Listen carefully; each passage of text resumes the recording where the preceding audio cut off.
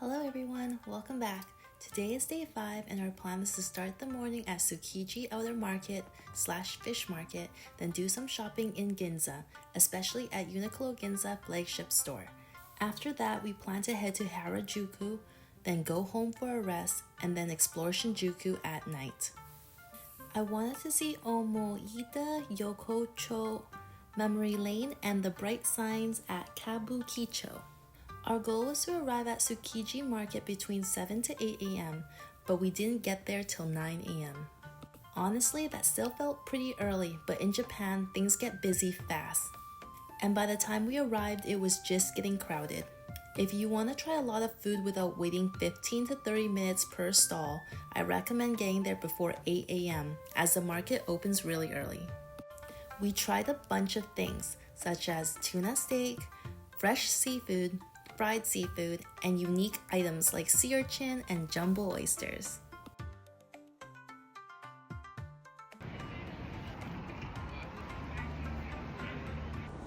Not bad. Maybe name 11. Some stalls were reasonably priced while others were definitely more expensive, but everything was fresh and delicious.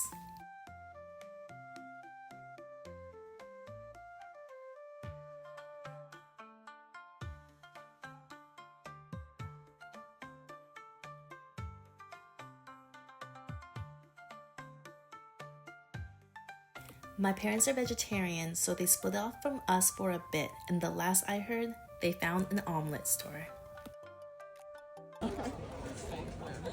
How's it? Good.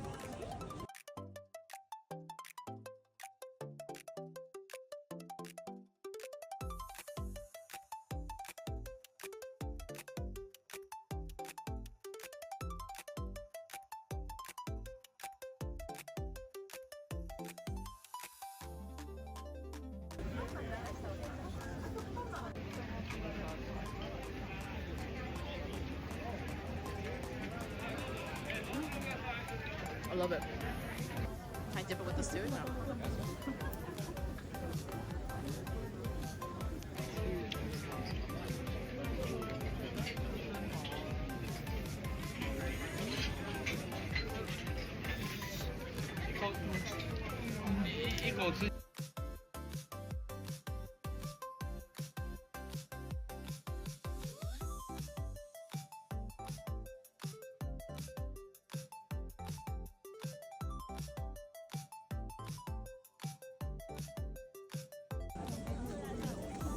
What do you think? Bony. Yeah, there is bowling.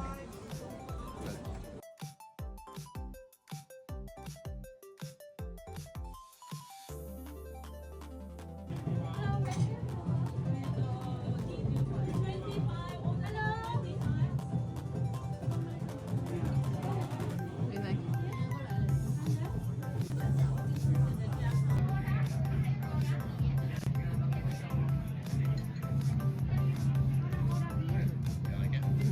Interesting.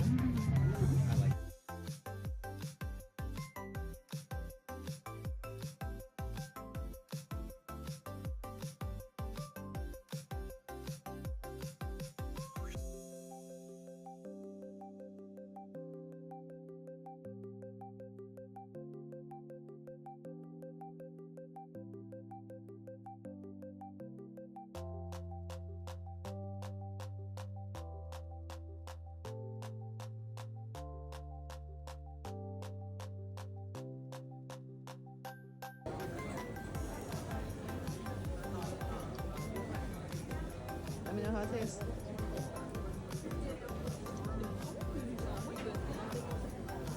How's it?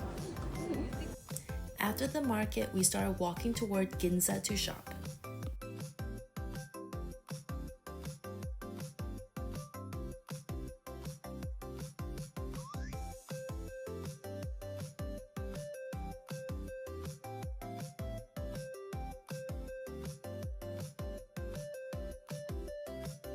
On the way, we stopped for a quick udon lunch, and I mean quick.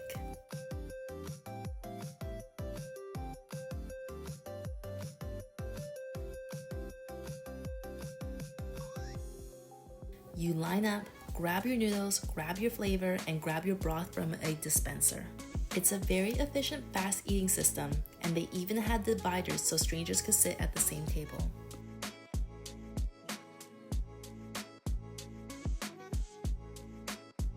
As we got closer to Ginza, the stores became noticeably more high-end.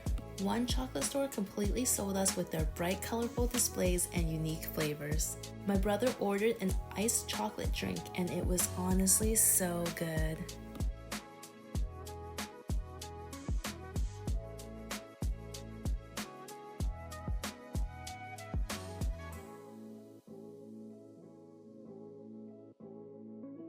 Eventually, we made it to Uniqlo Ginza, and at first it seemed manageable. But then, like everything else in Japan, it got really busy. This location has 12 floors, and after a while, we definitely needed breaks. My brother always looks for the floor guide right when we enter, while I usually just start browsing. But honestly, his method is smarter because you can skip floors that don't interest you, find washrooms and fitting rooms, locate the tax-free cashier floors.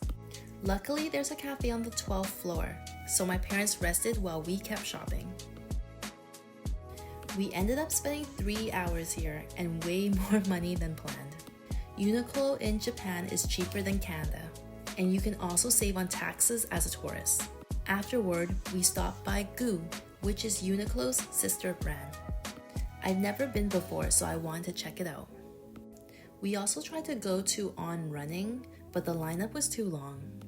At that point, we were tired and carrying so many bags that we decided to go home and skip Harajuku. Lesson learned, planning more activities after a big shopping trip is not the best idea. Quick shopping tip. Many stores in Japan offer tax-free shopping for tourists, but only at certain cashiers. You'll need to show your passport, and if using a credit card, the name must match with your passport. Clothing purchases are simple. You just take them with you when you leave Japan. But items like food, cosmetics, or drinks, purchased tax-free, may be sealed in a special bag that cannot be opened until you leave the country.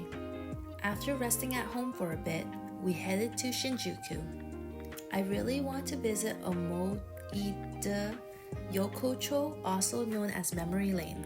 Right when we arrived, it reminded me of something straight out of Alita Battle Angel, especially the entrance with the subway passing by. The alleyways were tight, lively, and full of character, and they also had these beautiful fake cherry blossoms overhead. Most of the shops were tiny and many had second floors. The area is famous for skewers and pub food, but the smoke from all the grills eventually started to get to us. My brother felt nauseous pretty quickly, and after about an hour, I started to feel it too. Many of the restaurants also have a seating fee. And honestly, in hindsight, it was probably good that my parents skipped this stop. The streets are narrow and uneven, which makes it a little harder to walk through. And since they're vegetarian, they would have had to pay the seating fee without really eating much. Next, we walked to Kabukicho to see the bright neon lights and to find the famous Godzilla head.